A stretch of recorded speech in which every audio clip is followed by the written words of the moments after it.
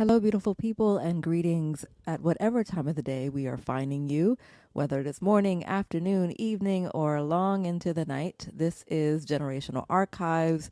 And if you have not been listening along the way, then you might not know what you have discovered. And in that case, you have discovered a show where we, a mother daughter duo, connect, heal, and uncover through intergenerational conversations and archival research. I am Dr. Raina J. León. I am one part of the mother daughter duo, and I'm with my mother, Dr. Norma D. Thomas. How are you going to introduce yourself today, Mommy? Well, I am glad to be with you this morning and I hope that you learned something from the podcast. So, we are researchers together, continuing partners in writing and creative practice. And I tell people all the time that we have been working together my entire life. So, welcome to the journey. And we hope, as my mom said, that you learn some things along the way if you are searching for your own people. So, we've started this practice of starting with a check in question. And today, the question is going to be, what is the longest amount of time, Mommy, that you have spent doing ancestral research? Wow. The longest time that I think I have spent in one just block of time is probably a whole day. It is very easy to start this research and lose track of time trying to find your ancestors. So I think I have been a whole day just sitting in one spot looking for my people.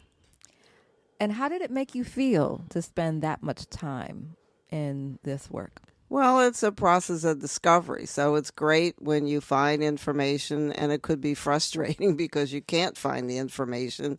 And so I always say I get led down a rabbit hole. I start one place, I think I'm going to be 5 minutes, and then it could wind up being 5 hours before I realize, oh my gosh, I have spent all this time communing with the ancestors trying to find them. Yeah. So for me, the longest time that I have spent in one sitting with my butt in the same chair has to have been maybe 6 or 7 hours. I remember I was pregnant with one child. Can't actually remember which child, but I do remember that my husband was away visiting his family in Italy. And I suddenly had a lot of time and the ability to just focus on one thing. And I was just totally obsessed with finding more and more information about my family, but also interested in finding out more about his family as much as I could through Italian record searching. And surprisingly, there's actually a lot of information for Italy too online. We'll talk a little bit about that in just a moment of how we began these searches and what the information is that's available.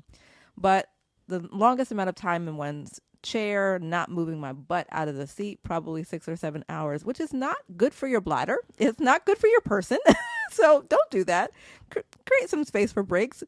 For me, I would probably set an alarm now to remind myself to move.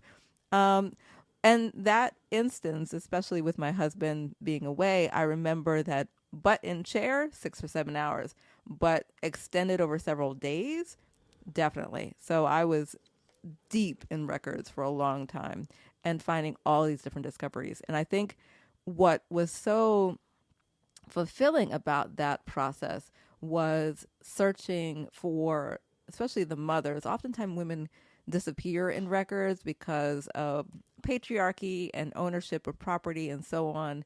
And so, trying to find the mothers of my family and being so rewarded when I was able to trace them in some respect, whether it was in a baptismal certificate or a marriage record, but finding the women who history sometimes erases. So such a great reward in reclaiming their names and a little bit of their stories.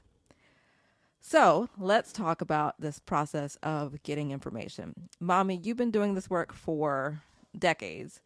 It wasn't always as accessible on the interwebs to get information. So where did you first start? Well, and before I answer that question, I want to do this little bit of follow up. In one Ah, of yeah. our episodes talking about Harry Logan, where he said he remembered being sold from a soapbox in Boston, Massachusetts.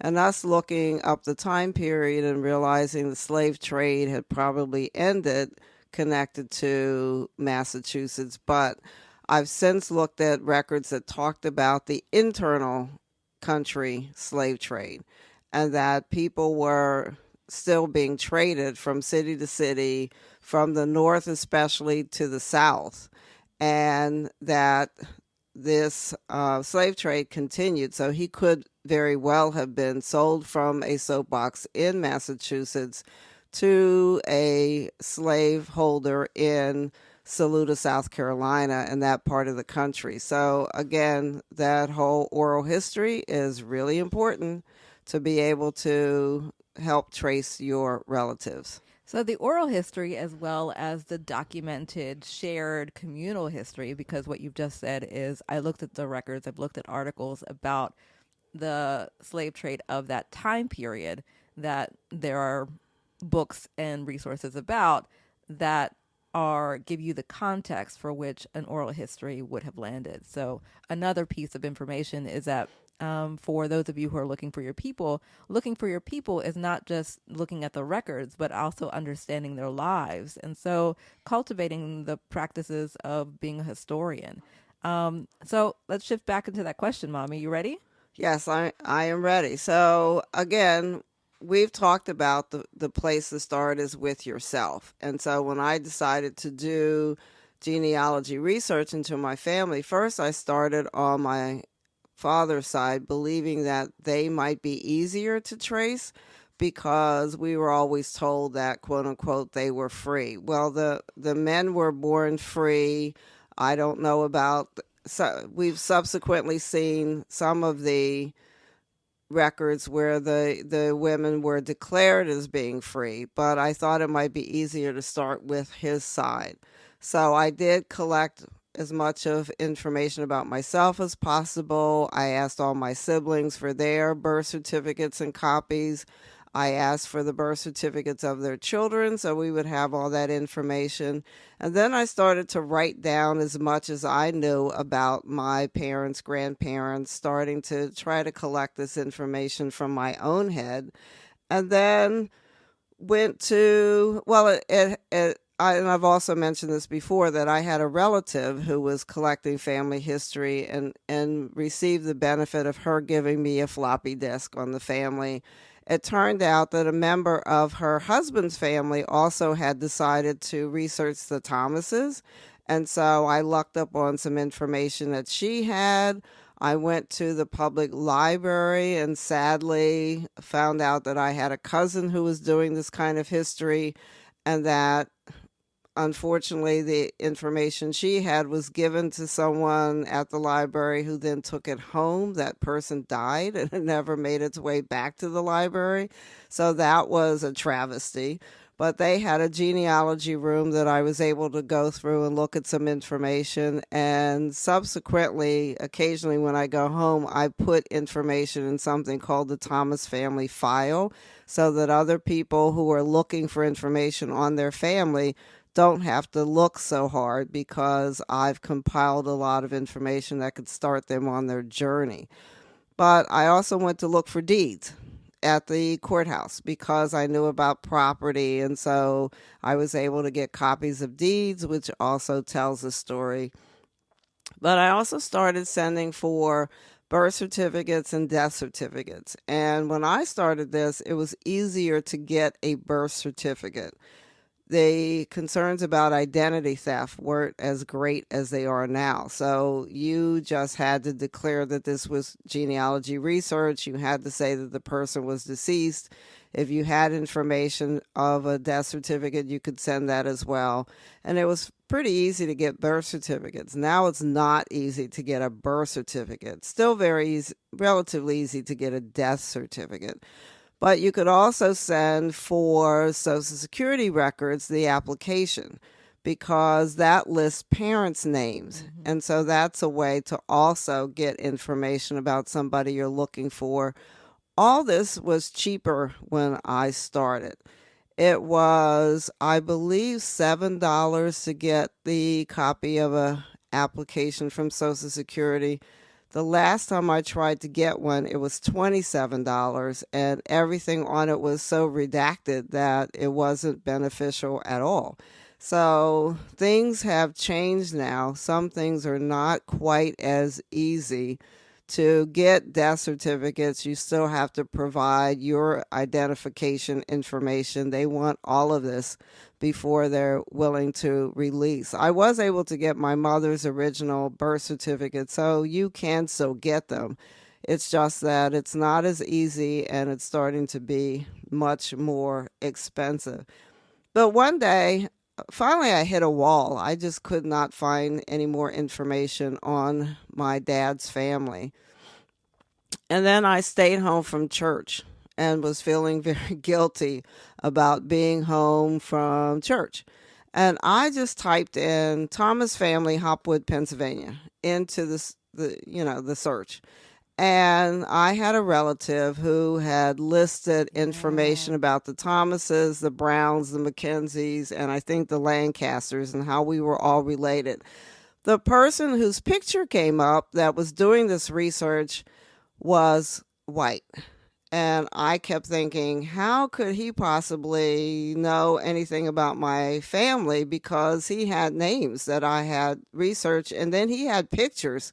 So he obviously knew that his family was contained African American folks. And my daughter probably doesn't remember this, but I yelled out from, and I said, well, we're not getting back to Africa on your on daddy's side of the family, which in fact now I've done DNA, and of course we are on his side also originating from different countries in Africa as well. But that was the day I screamed out, we're not getting back to Africa on this side of the family, because a number of the pictures that were up were from people who, if they were just walking down the street, would not be considered African American, but they obviously consider themselves part African American because they were up in this history. And so it showed how we were all intertwined. So that was a huge breakthrough by getting that information that happened to pop up. Now, there's a lot of the counties have genealogical societies where you could just type in information. They have cemeteries that give you the list of everyone in the cemetery, at least to the extent that whoever volunteered to do this information in the first place has kept up with it. But there's much more information. The next big breakthrough for me, and I don't know how I lucked up on finding out that the Mormons, the Church of Jesus Christ of Latter-day Saints, had a whole genealogy program that was up there, because which is now called Family Search, right? Family Search. So, but before you had to type Church of Jesus Christ of Latter-day Saints, and you got this wealth of information, and that was the next big breakthrough for my family. It's my understanding, and somebody can correct us if I'm wrong, but part of the Mormon religion commitment is to get all of us noted in the Book of Mormon, and in order to do that, they have engaged in extensive genealogical research. And so it's worth being connected to that search engine, which I believe does not cost, at least at the time it did not. And they had a wealth of information on my family and was the next big breakthrough. Yeah, for me, I have to note that in many of these journeys to find information, going to the library, going to spaces to recover deeds and so on, I was there. So I don't think that my brother came as often as I did growing up. But this idea of me as a child was going along with you and going to all these places and learning about practices of research, and that informing much later on my own desire to learn more about our people. And I uplift that for those of you who are public historians, who are looking into your people, whether biologically or just through philosophical lineage or community lineage, interested in finding out where you belong, that bringing along your little ones, your elders, those who might want to witness the journey and perhaps offer some insight. I discover so much when we are going places together, Mommy. For example, when I had that commission at the Pennsylvania Academy of Fine Arts, and I'm responding to some of the art there, and took you and Poppy's like, oh, I know that artist. We used to work together. I know where their studio is and this and the other. And so bringing your people with you can foster some good conversations about what you're discovering, what you're witnessing. In that case, it was about art. But also, when I've been looking at documents with you, we've done things like looking at ages and like, oh, well, was that a skiing accident or was she pregnant? Like, discovering, questioning the stories of the past. If you listen to one of our first episodes about Granny, you know where that reference came from. Somebody having a ski accident and going away and feeling guilty. And it's like, actually, she was probably pregnant at the time. Interesting piece of this. But these having conversations together about the one document, going to a place and talking with one another can lead to these vibrant discoveries that you just wouldn't see otherwise. But for me, I was mostly enlivened when I could do a lot of the searching online. And of course, we since that time have gone to South Carolina. We've gone to receive stories. We've recorded, we've transcribed, we've shared those transcriptions.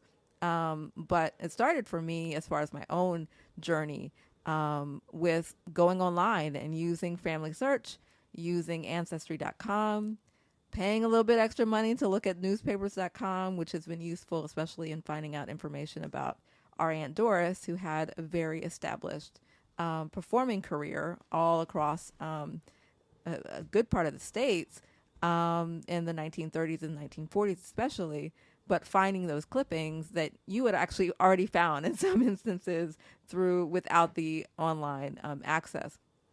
And then, two, thinking about DNA. So everybody has their own approach to the use of DNA. I have done it for Ancestry as well as 23andMe. And I want to say one of my uncle has done it for, was it African Ancestry that he did it for? We did it for African Ancestry. We also did it for Ancestry.com. Mm-hmm. So, and the tools have been more and more refined over the years in that I continue to find more and more DNA relatives. I've opened up that access. You don't have to, but people pop up. And for me, that's been especially interesting because every now and then I'll find someone who has listed their the last names of their relatives. I'm like, oh, that's a line I don't know a lot about the Adorno line or the Riveras on my dad's side. And so I'll reach out to them saying, do you have any stories about your people? I don't know how we're actually related. Like, I'm interested in finding those, like, oh, your, great great grandmother was the sister of my great great grandmother. I want to know all that, because what I have found is that if you're researching just your genealogical line, then you miss out on information. Sometimes you have to research the sibling of the person you're trying to get to, or the uncle of who you're trying to get to, because that leads you to a baptismal record, for example. And now with that baptismal record, you might have the names of the godparents, and oh, it just so happens the godparents of that baby was your actual great great grandmother, or so on. And so researching alongside can reveal so much about the line that you're wanting to know more about. And so using something like 23andMe or Ancestry.com can lend itself to finding more information about relatives who also bring you back to digging deeper into yourself. The one thing about DNA, and I'm sure many of you will laugh at this, but I always say if you have something to hide, oh yeah, don't do DNA. because now, of course, they're linking people who have done criminal activities through DNA. So if you think you might have something you don't want out there, I wouldn't do DNA. But we have done DNA. I'm not as skilled as being able to look at the DNA and the DNA matches, and occasionally I do connect with someone who pops up as a cousin, but that is probably going to be something for another day to go back and look at more of those DNA matches. We I did have someone reach out to me because they are searching for their birth father Mm. and wanting to know much more information. So it can get a little tricky when you get connected to people who are out there from the past looking for things and other folks who may not want to share that information. Yeah. The one thing I want to say again, when I started this, I didn't engage in a lot of the paid search engines because I was trying not to. In order to, it was expensive enough trying to get birth and death certificates and social security applications, and the price kept increasing, so I was trying not to do those things. But now they are readily available, and I did finally subscribe to newspapers.com, which does open up a wealth of information, especially newspaper stories, but not only that, but Obituaries. obituaries. Mm. That's the big one that you get access to all over the country. So I also was able to, just by talking to people, all of a sudden they send you the Mm. information that they've been researching for their family, and you're able to take their information plus your information and put a lot of the relationships together. My sister, my one of my brother-in-laws is related to the Thomas family. We do find sometimes that cousins marrying cousins. That's in back there, and when I looked at the information they had collected for his family, it matched some of the stories in my family from many many years ago. So it probably turns out that we may be descendants from the same family. One brother who went to one area and the others coming closer to where we are in Western Pennsylvania. So talking to people, they will share their information. I have a separate program. Everything I have is not up on Ancestry, especially with people who are still living, because I don't want all that public. So I have another program I use, Family Tree Maker, that has many, many, many more relationships than I have up on Ancestry. Mm. And I engaged in that before, way before Ancestry, as a way to keep all this information that I was learning together. And so I will be on Ancestry, have Family Tree Maker up, and make sure that anything I'm finding in one source, I put in the other. Except, again, I don't put in information generally for people who are still living because I don't want their information public. And I think that's important to uplift too, is using these resources. You focus on those who are no longer with us and sharing information about them so that other family members who are connected can also benefit from grounding in their lives and in their stories, but be mindful around violations of privacy. And that's something to be mindful of too with DNA. Would I still give over my DNA? I would, because it is still connected with my long-term search, and I have been rewarded in connection with things. I also have not committed any crimes, but that doesn't mean that I haven't like made some of my people now like possibly discoverable. Like, and I'm not trying to have my DNA be a snitch, but like at this point, um, I knew what I was getting into. Think about it for yourself of why you are using DNA and sharing it, and look very closely at the guidelines within whatever search you're using. AfricanAncestry.com seems to have a stronger concern around privacy and not selling off resources and so on. It is very much in connection, like things are very anonymized, my understanding of that platform. So for those of you who identify as Black, as African American, and are researching more in connection with your African ancestry, that might be something to explore. that said, like, again, just do your research and think about what resources that you can that you want to use. I find ancestry.com's resources in connection with DNA also really interesting because it can confirm the same family relationships that are documented through documents now through DNA. And so that is highly instructive for me as I'm doing more and more research. But again, do what you need to do your diligence in the research that you do.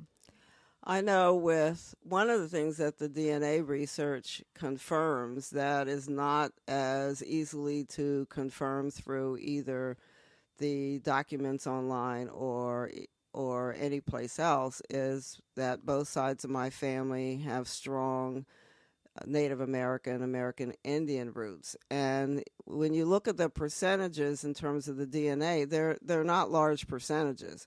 But my understanding is that a lot of the American Indian tribe members have not contributed their DNA. So if in fact you're coming up with even a 1% match that says you have this ancestry, it's significant. And there are always stories on both sides of the family about our connections, but you don't get that as much in the history or being able, except that they say that there's these connections. But the DNA also proves it. And so that is interesting to note as well.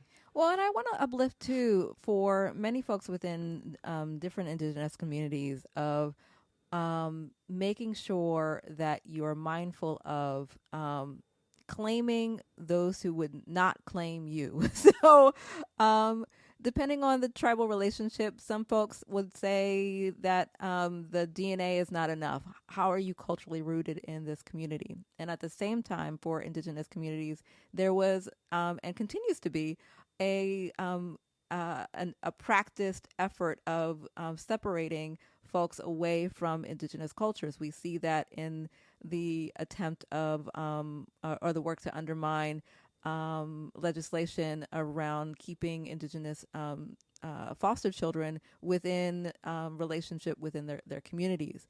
So, and that's like an extension of a long practice of literally kidnapping children from their communities and forcing them to lose their languages and cultural practices.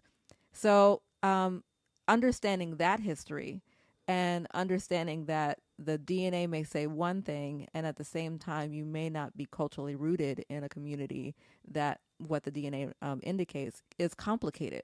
And so I want to encourage people who do discover some indigenous DNA and recognizing that, of course, there are tribal communities that have not participated strategically in any sort of tracking of their DNA. There are also communities that were absorbed within indigenous communities, like Black folks who were absorbed within communities as a resistance strategy in history, and so would not have traces of DNA that would identify within an indigenous community and would still be identified as belonging to that community, to that tribe, to that affiliation. So it's complicated. That said, I do want to encourage those who are thinking about trying to recover a relationship that has been indicated within the DNA to reach out to resources out there. There are a lot of things online where folks are from indigenous communities are saying, come back, and we will teach you. And here is our language, here is our culture. And so that you can be welcomed back rather than saying, I am this thing, I am part of this community, and you actually have unfortunately lost or been what has been taken from you is your cultural rootedness. Well, I don't know if you remember when we did the interview with one of my cousins in South Carolina. Yes. Mm-hmm. She described our grandmother, Our great great grandmother, and grandmother. great, well, both of them, My great, yeah. great grandmother, great grandmother, she described them as tribal, that they were never enslaved because they were members of a indigenous tribal group. And so based on where they lived, this was a community that was essentially I don't want to say wiped out because people still existed, but Mm-hmm. the land, all of that was taken from them. But this was a community that was integrated in African American community, and these folks intermarried. And so my mother always said that they were Blackfoot, but Mm-hmm. based on the part of the country, I also read a story that often people who were part indigenous called themselves Blackfoot, and it Right. was the African Americans and indigenous community uh, intermarrying and being together, and so they called themselves Blackfoot, and Mm-hmm. not necessarily members of that tribe. So it's one of those areas to further explore Yes. sometime, to maybe go back to that community where they were from Yeah. and see more of the history of that community. And I definitely want to learn more about the history of the roles that were taken at that time, the Mhm. dolls roles, and then there was another one which lists a number of people, their ages, and unfortunately that led to forced migration. And in some cases, the preservation of tribal connection and affiliation, as well as preservation of land. But it was dicey. And so I wonder if there were some people who actually resisted being listed on a roll, so that until things panned out a little bit and then said, no, I still don't want to. There were also people who were denied the ability to list on the rolls.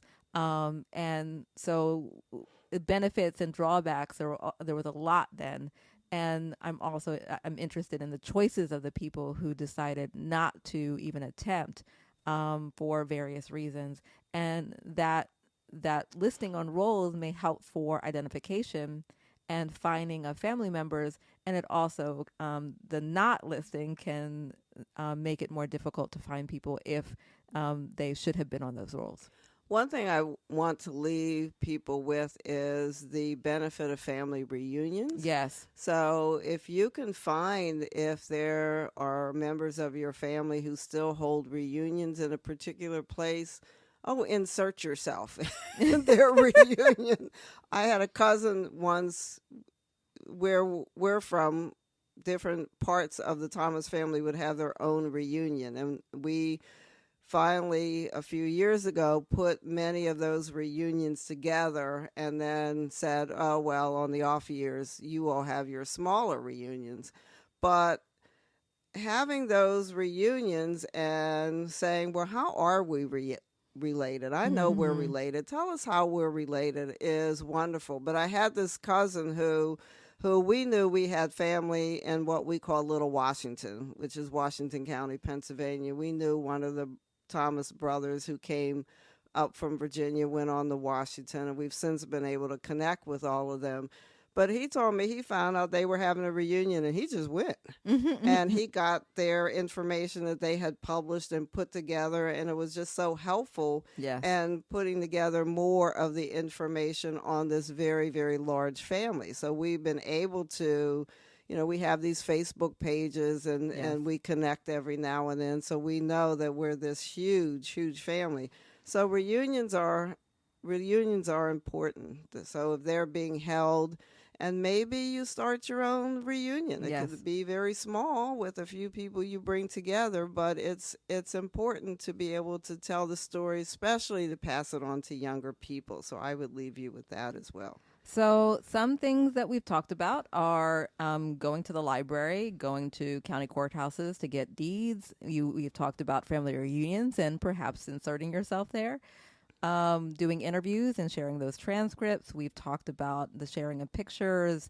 Also, I have said many times before in previous podcasts of things being listed with multiple people, because if it's just one, it disappears, y'all. So, thinking about preservation for the future. We've talked about the use of family search, ancestry.com, africanancestry.com. We've talked about the complications around DNA. We've talked about explorations of indigeneity and being cultivating a mindful use of thinking about ancestry, perhaps saying I am descended from, but not I am. Being mindful of who you would claim, would they claim you back? And what other techniques have we talked about? Well, we've talked about going to public Yeah. libraries, going to your county websites because many of them now do have genealogical Right. societies. If you look generally online, there is a lot of information listing people in terms of being on plantations. Unfortunately, often it's not as specific, but you might luck up and find something. This is not as easy as they seem to make it on Oh. television. Yeah. Who are you finding your story? It's just because they have a whole army of Right. genealogists who are working back there. And I've actually twice hired a genealogist. I have not found it helpful Mm. and very expensive. So that's not a route that I would recommend. Somebody who is a genealogist said if you're going to hire somebody, they should be specifically from the area where your family is from. Mm-hmm. So hiring the generic genealogist as recommended sometimes on Ancestry, which is how I found the people I use, this person told me that's not the way to go. You want Mm-hmm. somebody that's specific to an area, who's already engaged in the records, that people know, who really know where to go, who to talk to, and what to look for. And because what I found is the individuals told me to send them the information I had, and they regurgitated back to me my information. So I didn't find it helpful. Mm. But you might have a very different experience. But that's not something I would recommend because that is expensive. Right now, there are a lot of resources. As we've said, we've gone down to South Carolina. The bureaus of vital statistics in Yes. every state are critical in your genealogy research. And so cultivate those in county records. Some things you can find, they go back to certain points. I think in Fayette County, the records that they keep go to about 1905. So before that, then you are in different territory. But they may have birth and death certificates right there at the courthouse. So Right. it is worth it to look at your local resources that don't cost you an arm and a leg. And then if you want to engage in Ancestry is the big one. We get no money for promoting Ancestry.com, but we can't escape the fact that they have a ton of information. But Family Search is another one that, again, sent me on my journey. So there are Mm. resources out there that you don't still have to pay for to be able to get this information. And we're happy if you wind up with being stuck somewhere. Mm-hmm. Maybe we have an idea and you Yeah. can communicate with us. Which email should we use, Raina? Storyjoyinc@gmail.com. So Storyjoy Inc. At Gmail. at gmail.com. And I also, this is something you didn't know I was going to do, but during April and May, we are looking to get at least 60 new subscribers That's right. on our podcast. And so, we let us know through sending us an email to storyjoyinc.com that you've become a subscriber, and we'll pull a couple of names and send the prize out to you. Yeah. Okay. I like that idea. Storyjoyinc@gmail.com and email us. Let us know that you've become a subscriber if you have a question too. And we'll pull some names. And apparently we're going to send you a prize. I like that idea. So I hope that you've learned a lot. The last thing that I'll say as we close is on the journey, invite your young people. Invite your young people to witness, to learn. And because this is generational work, it's generational, and them understanding a little bit about their the who informs them, who is walking into the room with them, can also help ground them and provide some strength and knowledge for who they are and who they are becoming. So invite your young people to go, take your young people with you, share what you have learned with others. And I hope that you have enjoyed this episode of Generational Archives. If you like it, then subscribe, share the news with others. We are on Patreon as well, so you are welcome to check us out there. Because this research can get expensive. So, we need some ducats in the bucket. So Patreon is great. We need some subscribers. We're also on YouTube under Story Joy Inc. And you can see or hear all of the podcasts there. There's always a collage or a picture in connection with what we're talking about. And we are also on the Instagram and mostly under my name, Raina León, RAINA LEON. And sometimes I post some things under Story Joy Inc. As well on Instagram. So you can find us at all the places. And we look forward to hearing your comments. Thank you all for listening. See you next week.